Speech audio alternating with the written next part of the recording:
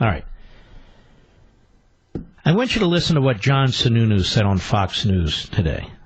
Former governor of New Hampshire, former chief of staff to George H.W. Bush. I want you to listen very carefully to what he has to say. Very carefully. Cut 11, go.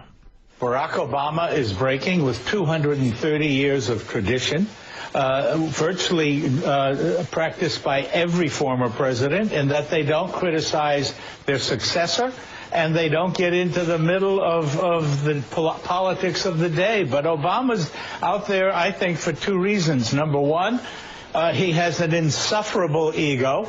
Obama's ego saw an opportunity to find a couple of venues where he could go out and talk about himself, and he's going to be doing that.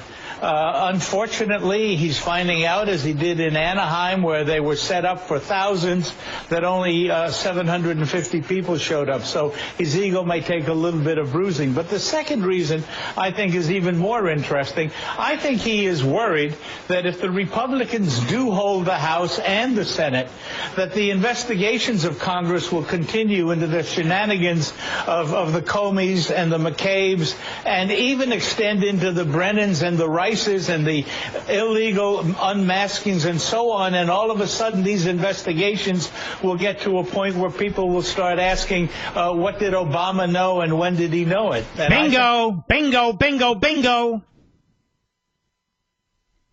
Obama has jumped into this race to protect himself. Listen to me. I've been telling you for months that this leads to Obama. The senior level of the FBI, his senior intelligence officials, his senior Justice Department officials, people on his own staff. There's no way Obama didn't know a lot about what was taking place. There's no way Obama didn't know that his administration, perhaps even at his direction, we don't know yet, but I have my own inklings on this, interfered in the last election. The governor is 100% correct. This is what we've been saying here over and over and over again. The buck stops with Obama, and not an abstract way, but in a factual way. He's never been held to account. He's never been forced to answer a single question while they try and chase down Trump and set him up for a phony crime, because there is no underlying crime. Again and again we make the point. The fact is, what did Obama know and when did he know it? There's no prosecutor asking him.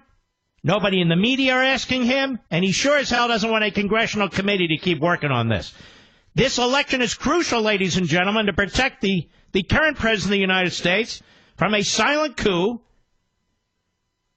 to protect your vote in the 2016 election, and to expose what took place. For God's sakes, we still don't know all of it. And you'll go to your deathbeds not knowing all of it if we lose this election. This is why the books are coming out. This is why the anonymous op-eds are coming out. It is a frontal attack. It is everything they can think of, throwing everything they can to stop the Republicans from winning the midterms, to stop Trump from succeeding. They are scared to death that more and more will come out. No thanks to Bob Woodward. No thanks to Carl Bernstein. No thanks to the media for the most part. In fact, in spite of them, Barack Obama is covering his own ass. Barack Obama is worried that it'll eventually come to the door of the Oval Office where he sat.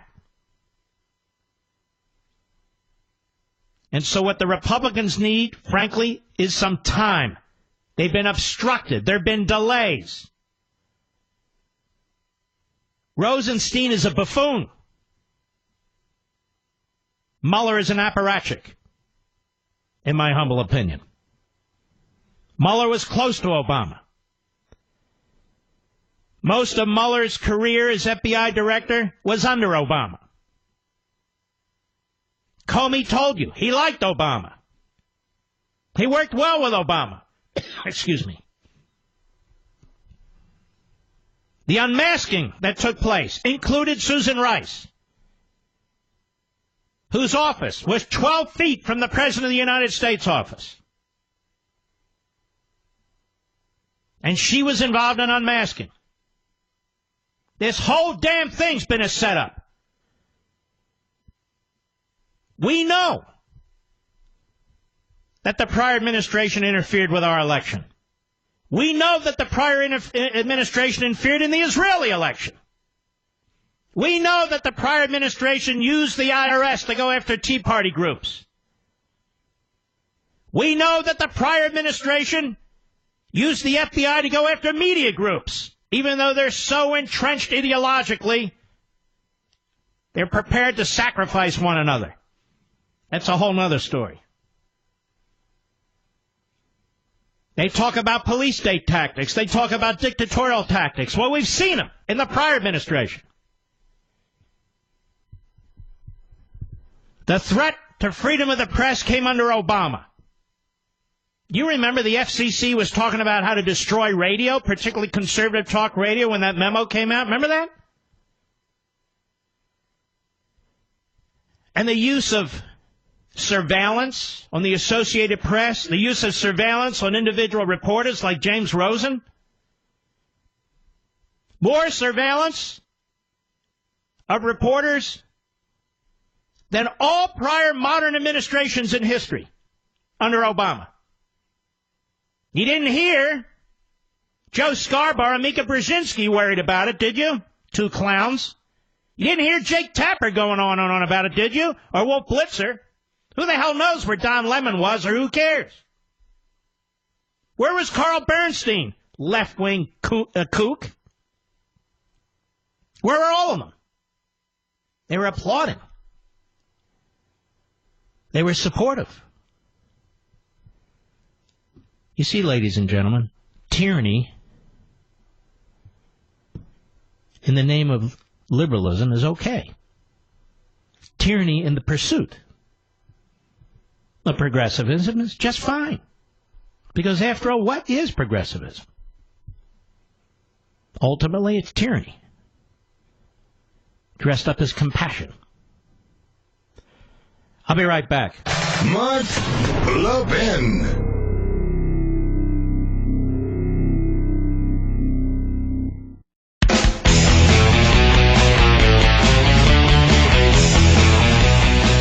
Let's listen to what John Sununu said again, because I think it's quite profound. That also underscores my thinking on this point.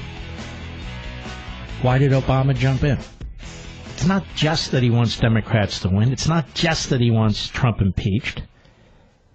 He gives this Castro-like speech. Only 750 people turn out in an auditorium that could take thousands. Obama is jumping in to protect Obama, ladies and gentlemen. Cut 11, go. Barack Obama is breaking with 230 years of tradition, virtually practiced by every former president, and that they don't criticize their successor, and they don't get into the middle of the politics of the day. But Obama's out there, I think, for two reasons. Number one, he has an insufferable ego. Obama's ego saw an opportunity to find a couple of venues where he could go out and talk about himself, and he's going to be doing that. Unfortunately, he's finding out, as he did in Anaheim, where they were set up for thousands, that only 750 people showed up. So his ego may take a little bit of bruising. But the second reason, I think, is even more interesting. I think he is worried that if the Republicans do hold the House and the Senate, that the investigations of Congress will continue into the shenanigans of the Comeys and the McCabe's, and even extend into the Brennans and the Rices and the illegal unmaskings and so on, and all of a sudden these investigations will get to a point where people will start asking, what did Obama know and when did he know it? And I think he's trying to stave that off. So you're concerned when you saw him on stage, you were thinking about that, right? You were thinking about what policies did he initiate, what decisions did he make, or others around him, what did they do before the campaign of 2016? Actually, my first thought is, what is this damn fool doing coming out of retirement to break with the tradition of not attacking sitting presidents? He's right on all counts, isn't he? I want you to keep something in mind here. If Hillary Clinton had won the presidency, we wouldn't know any of what we know today. None of it. The deputy director of the FBI would still be McCabe, although now he's under criminal investigation. We would never have heard of Peter Strzok or Lisa Page. We would never have seen a single one of their texts. They'd still be there. Of course, they're now gone, but they'd still be there. It's quite possible Loretta Lynch would still be Attorney General, which I think was the real reason she met with Clinton on the tarmac at Phoenix Airport, and but for some local reporters, we wouldn't have known about that either.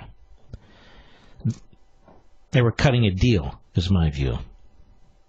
She was informing him about what the FBI had found on her, if anything, and he was winking and nodding that they would take care. I really believe that. Otherwise, why all the secrecy? Who's ever heard of an attorney general meeting with a former president when his wife is under active criminal investigation? That in and of itself is absolutely unbelievable.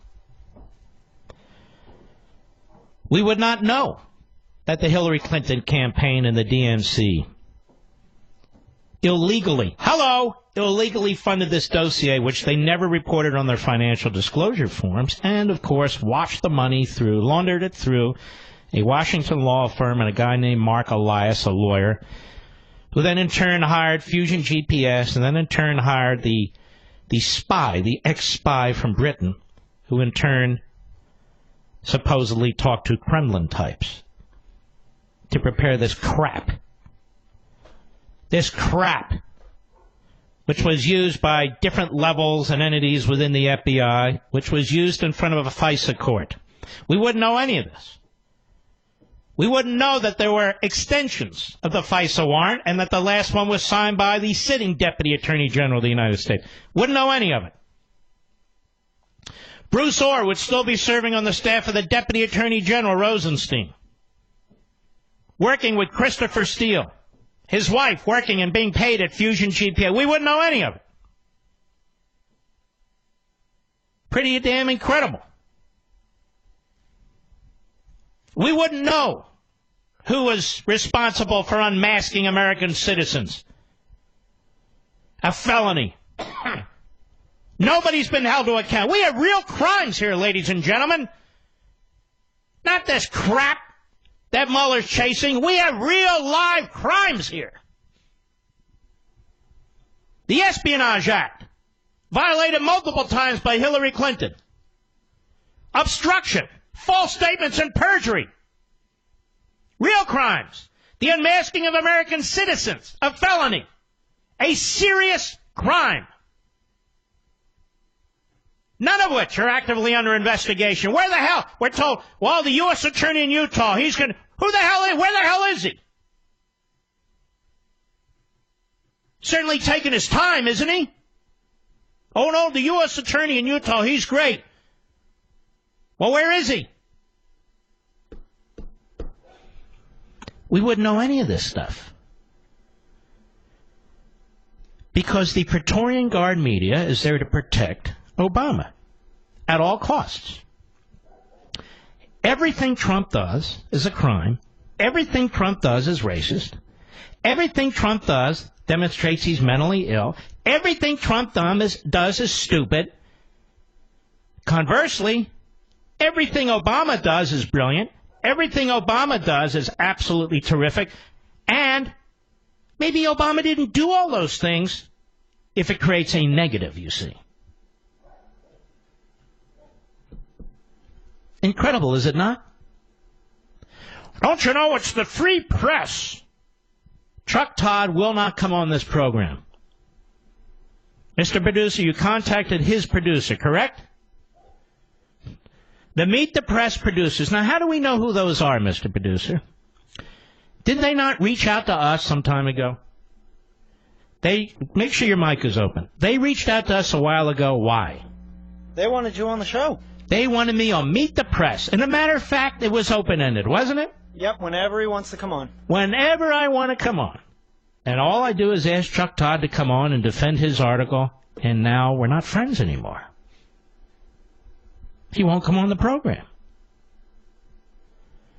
We've invited all kinds of media people on this program. They won't come. We've invited Bernie Sanders to push his ideology on this program. He won't come on.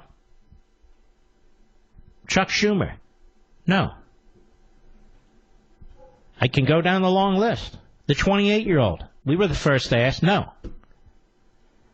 They want to go to their safe spaces as snowflakes. Because they know that they'll get challenged here. They know that we don't sit here and do a lounge act, Mickey Mouse stuff, that we're ready. And we have some questions. The free press. Most of the people in the media that we're aware of, they're not defending the free press. They're defending their ideology and their right to spew it. That's fine. That's free opinion. But that's not a free press. That's freedom of speech. Freedom of speech. They're not promoting real press and real news and informing the American people. They're pushing their ideological agenda from their past jobs and different campaigns and so forth. I'll be right back.